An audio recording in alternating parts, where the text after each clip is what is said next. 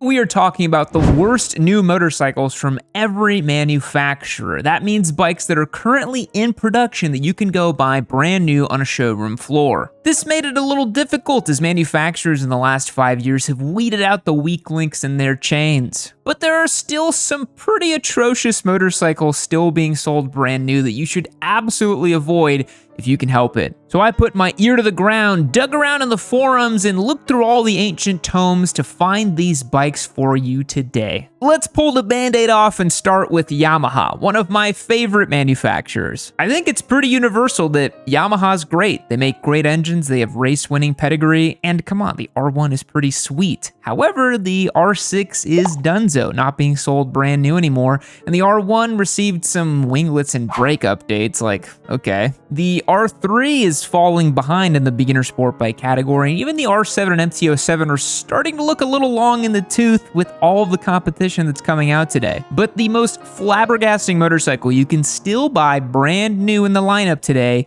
is the V-Star 250. Look, Yamaha discontinued the venerable WR250R, but they still make the V-Star 250? The V-Star is straight up out of 1991. It has carburetor and a rear drum brake. Featuring a teeny tiny little V-twin, this motorcycle is really not good for much. It's one of the few motorcycles with a sub $5,000 price point, coming in at about $4,700 , but I implore you, do not spend your hard-earned money on a V-Star 250 brand new from the dealership. There can't be anybody actually doing that, right? There are so many modern, interesting, and affordable beginner cruisers to purchase, there's virtually no reason to get a V-Star 250. I mean, heck, a Rebel 300 is gonna wipe the floor with that thing. Now let's talk about Kawasaki. Everybody thinks I hate Kawasaki, and they are prone to forget the fact that I have given away, owned, and enjoyed many Kawasaki motorcycles, despite what I may have said about the Z900 or the Versys 650s. ZX6s, ZX4s, H2s, ZH2, I mean, Kawasaki makes some pretty sweet stuff. But the worst bike being made by Kawi right now is the E1. And you might be wondering, what the heck is the E1? And that's my point right there. The E1 is the first all-electric motorcycle from a Japanese manufacturer, and it's answering a question that nobody really asked. It's unfortunately nothing more than a sort of electric scooter that kinda looks like a sport bike. It makes the equivalent of about 12 horsepower and 30 foot-pounds of torque, which is kinda low for an electric motorcycle, typically known for their immediate accessible low-down torque and power. And it also only has 41 miles of range. Unless you plan on getting this as your to and from work commuter, I don't really see the use case for it. If you use the momentary e-boost feature, that's a way to get the motorcycle up to 65 miles per hour, but your range will be diminished as well. The E1 coming in at $7,900 is kind of a miss all around in my opinion. Up next on the chopping block is of course Suzuki, and without a doubt the worst bike Suzuki currently makes is the GSX-250. It's woefully out of date, ridiculously outgunned, and kind of expensive for what it is still. It was at the bottom of the beginner bike category in like 2015. It is now below the floor of where the category is nowadays. It makes just 25 horsepower, has 17 foot-pounds of torque, and yet still somehow manages to weigh nearly 400 pounds. Yeah, I know, it kind of boggles the mind. Funny enough, I bought and owned a GSX-R 250 back in 2021. We did a bunch of crazy stuff with that motorcycle, and it did meet its timely fate in a tank shooting range where I flamethrowered it to death. Yes, that's real. I really did that. It was a lot of fun. And it still costs over $5,000.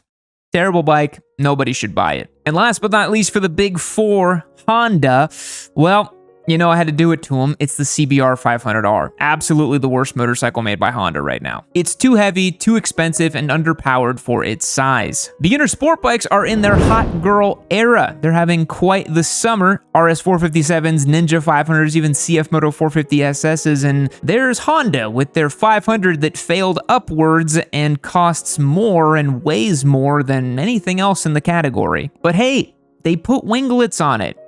You should be impressed. It has a 471cc parallel twin with a 180 crank that makes 47 horsepower and 32 foot-pounds of torque. And it weighs, get ready, 421 pounds, making it over 40 pounds heavier than a Ninja 500. You're gonna feel that difference. Trust me. And worst of all, the MSRP is around $7,400, making this motorcycle damn near $10,000 out the door for some of you in certain markets. That's a lot of cash. All right, let's talk Italian motorcycles, and this gets a little more difficult because by and large, most Italian motorcycles are known for their emotion, their fun factor, and their overall appeal as exotic machinery, but I'm still going to cast my laser eyes towards these motorcycles today. For Ducati, I think a lot of people might think that the Scrambler is the worst motorcycle in their lineup, and although the Scramblers have been reduced dramatically in the last couple of years, they only make 3 different variants, and my beloved Desert Sled is no longer sold either, I think there is a motorcycle that is worst in their lineup. You guys can hate me all you want for this, but I really do think the Multistrada V4 is the worst motorcycle that Ducati currently sells. It's a bike that doesn't really know what it wants to be. It features a fire-breathing 4-cylinder V4 engine that makes a ton of horsepower, and yet it also tries to be this rugged off-road do-anything motorcycle. And in my opinion, since Ducati launched the Desert X, the Multistrada V4 has very little reason to exist. Oh, but yam, it's the flagship touring bike. It's incredible. Have you ever ridden one? I have ridden one. It was a refrigerator on wheels and was trying to do way too much. I really like the fact that Ducati has focused their efforts a little bit more with the Desert X, making a long-distance adventure touring type of bike, rather than trying to turn a Multistrada V4 into a rally or an enduro machine. Let's be real, guys, you're at most going to take this motorcycle down a gravel road, if that. It weighs more than 530 pounds, costs an ungodly amount of money, and I really don't see the point for the Multistrada V4. Ducati's a brand that's known for building top-of-the-line, bleeding-edge sport bikes, and that's what they do best. The Panigale V4s and the Street Fighter V4s are just absolutely incredible motorcycles, but in the Multistrada package, it doesn't make a whole lot of sense. With Aprilia, this became very, very difficult. On the face of it, you could maybe make the case that the Tuono 660 in the base trim is the worst motorcycle that they sell, but that's still a really good bike. Aprilia doesn't really make any bad motorcycles at the moment. But I'd wager to say that any insane limited edition super extreme version of the RSV4 is not that great. The RSV4 on track is heavy, it's dense, it resists turning quite a bit, and ultimately wasn't a bike that I got along with that well. I think the V4 platform works remarkably well in the Tuono configuration, where it's a little bit more civilized and a little bit more fun. So unfortunately, I would have to say that top-of-the-line crazy limited edition RSV4s are probably the worst bikes that Aprilia makes.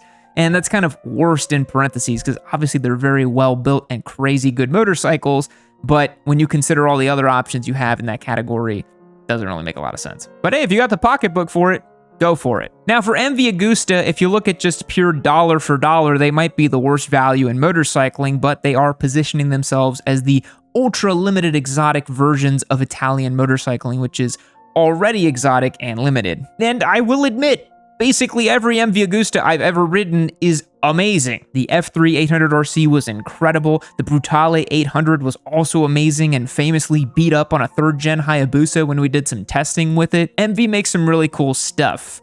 However, the Brutale RR might be their worst motorcycle. I mean, it's 20 grand and it makes about 140 horsepower, and it kind of makes it difficult to make the case for that motorcycle. And there's no guarantee that it's going to start every time you turn the key. You compare that with something like the Street Triple RS that costs substantially less, makes only about 10 horsepower less, and is actually going to be a pretty reliable machine. It's true there are a lot of overrated motorcycles out there. There are also underrated bikes, and even perfectly rated bikes. The MT-07, perfectly rated. But no matter what category your bike falls into or how much you overpaid for it, they all have one thing in common, and that is tires. Tires are important. They're the only thing keeping your squid missile beneath you in contact with the ground. So I always stress the importance of high quality rubber, whether in the sheets or out there on the streets. But spooning on some premium Michelins is just the first step. You have to maintain your tires by ensuring they're properly inflated and have appropriate tread depth. And motorcyclists should be checking their tire pressure every week at minimum, especially when the weather changes. And the easiest way to check your tires and inflate them to the proper PSI is with the Fantic X9 Pro Tire tire inflator. I've been using the X9 for a few months now, and honestly, it's a really handy little gadget. Its small form factor and long battery life have earned it a permanent place in my tail bag. The X9 inflator automatically stops when it hits the set PSI, so all you gotta do is screw it onto the valve, set the pressure, and you're good to go. With the Fantic X9, I don't have to worry about lugging around a clunky inflator or making unnecessary gas station stops, and if you're like me and you understand the importance of tire health, grab a Fantic for yourself. Whether you ride a motorcycle or drive a car, the size, performance, and convenience of the unit really is unmatched. To grab a unit for yourself, click on the link in the description and use the code YAMMYX9 to get the Fantic X9 Pro for only $39. Again, that's YAMMYX9 to get the X9 Pro for just $39. Thanks for the support, Fantic. Now let's get back to the video. Moto Guzzi is even harder to quantify really as what is the worst motorcycle in their lineup currently. They kind of just do their own thing regardless of the competition, and recently they've invested a lot in a new liquid-cooled version of their transverse-mounted V-twins. So with all that in mind, I think the V85 TT is probably the worst bike in Moto Guzzi's lineup currently. It's kind of a strange iteration of the ADV bike. It weighs over 500 pounds but makes like 80 horsepower. It's comfortable, retro, and charming, sure, but it's kind of like a worse version of a BMW GS in terms of the two-cylinder, heritage-oriented, updated adventure touring motorcycle market, which is incredibly niche now that I said all those words put together. And we all know the GS is not that great. When we talk about KTM, I think it's pretty easy to see which motorcycle is the worst in their lineup, and that's going to be the Duke 790. These bikes are plagued with camshaft issues. They're not really competing that well in the middleweight category, and ultimately would be a hard pass from your Papa Yam. I'm not going to talk about any of their dirt bikes and stuff. We're sticking to street bikes only today. And Husqvarna doesn't make a whole lot of street bikes either, and they're basically just white KTMs, and that's why I'm going to lump in the Norden 901 as the worst motorcycle in Husqvarna's lineup currently. As we all know, the Husqvarna 701 Enduro is a freaking sweet motorcycle. Now, BMW has some great motorcycles and some overrated bikes, but some die-hard loyalists. I don't know what it is about BMW people. Maybe they just spent so much on their motorcycles, they want to make sure that everyone else feels the same pain they felt when they wrote the check for their $36,000 GS. You got the K1600s, the S1000s, the GS. There's lots of different models in BMW's lineup. The R12 9T, great name, BMW, is certainly not one of my favorites, but we have to dig deeper in the BMW catalog to really find my least favorite and worst motorcycle in their lineup. And sure, it'd be easy for me to say the GS and just continue punching up on BMW owners after I put out my review video that everyone loved so much. But without a doubt, the worst bike BMW make currently, in my opinion, is the R18. And I'm not the only one that thinks so. Those things sit on the dealership floors for months and months and months because nobody's buying them. It's just really strange. I test rode one of these bikes. It has a behemoth 1800cc boxer twin. Nobody asked for this bike, and it's not even like BMW did some humongous brain move and created a brand new market that drew away all these Harley people that love their giant V-twins. Nobody wants this thing. It's quite literally just a German iteration of Harley-Davidson's. All stroke, no poke, too expensive, dorky, and over 760 pounds of slab. So for Triumph, it is also kind of hard choosing their least great motorcycle, and I really like Triumph, and this is going to be pretty hard for me to choose. Do I give the worst title to the Daytona 660 just because of my own emotional bias towards that machine? No, it's a pretty good bike. We can't say that it's terrible. And if you've ever ridden several of Triumph's products, you know that all of their bikes work pretty darn well. But I think maybe we can name the Speed Twin 900 as the not-so-great bike in their lineup. It's positioned as a sportier retro bike in the Bonneville T100 platform, but it really isn't all that sport when it comes down to it.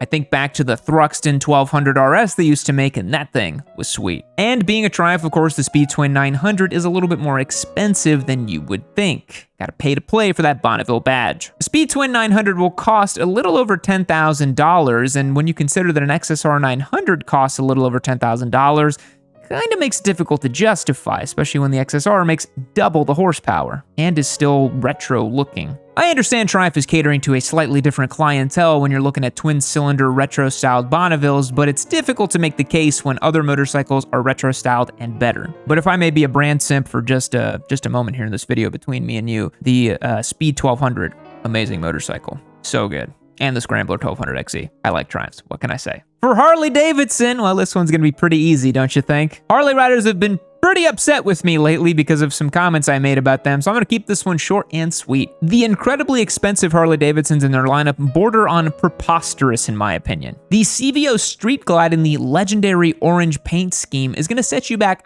$50,499. That has to be the worst motorcycle that they make. You could quite literally buy 2 Pan Americas and have money left over with $50,499. You could do a pretty decent remodel on your kitchen in your home for $50,000. You could buy a pretty well-equipped pickup truck, maybe a couple years used, for $50,000. You could probably pick up as much industrial spec lube that P. Diddy was found in a couple of his mansions for $50,000. Now let's talk about Indian a little bit, and as far as American-built motorcycles go, Indian makes a pretty sweet product. I've been pleasantly surprised when I rode their Scout lineup and the Indian FTR 1200. Both of those models are really nice. I haven't had the chance to swing a leg over the big touring Chieftains and stuff like that, but Indian makes a pretty good product. Now, again, like I said, considering I have virtually no experience with the big touring bikes that Indian makes, and my stance on all of those bikes is just get a Goldwing, I will give Indian the same treatment I gave HD, just to make things fair. The Roadmaster Elite, $42,000. Huh? What's so special about it? Expensive paint, 600-watt audio system, underglow lighting? Couldn't tell you. Now, for Royal Enfield, if you have asked me this 5 years ago, I would have said all of their motorcycles are terrible. However, they've made lots of strides in the past couple of years. So much so that I got invited to go to the Himalayas last year to check out their Himalayan 450. Their newest liquid-cooled motorcycle. They sell 1 million bikes over there in India, and so the 350cc air-cooled motors, they make a lot of sense in those motorcycles. But the one platform that Royal Enfield makes that I just can't seem to get behind, even though now that they have an updated version, is the Himalayan 411 and the Scram 411 motorcycles. 24 horsepower and 24 foot-pounds of torque might be okay for trundling down some back roads, but anything beyond that, you're gonna be huffing and puffing for air. And as mentioned, the new 450 Himalayan is a substantial leap over that old motorcycle, and it's great to see Royal Enfield taking those steps to make their bikes better. Now, CF Moto riders are mad at me too, so I have to be nice, but unfortunately, this is the worst bike from each manufacturer list, so let's round it out and punch down a little bit. The worst bikes you can buy from CF Moto are certainly the 300SS and the 300NK. Seeing as they make the 450SS and the 450NK, it's a little strange that they still offer the 300s, and I guarantee you they're going to be phased out any day from now. So folks, do you agree with my assessment on the worst new bikes made by each manufacturer? Let me know in the comments down below, and of course, thank you so much for the support on today's video. We'll catch you guys in the next one. See you later. Oh, I love being here inside of the warm embryonic fluid of Valentino Rossi.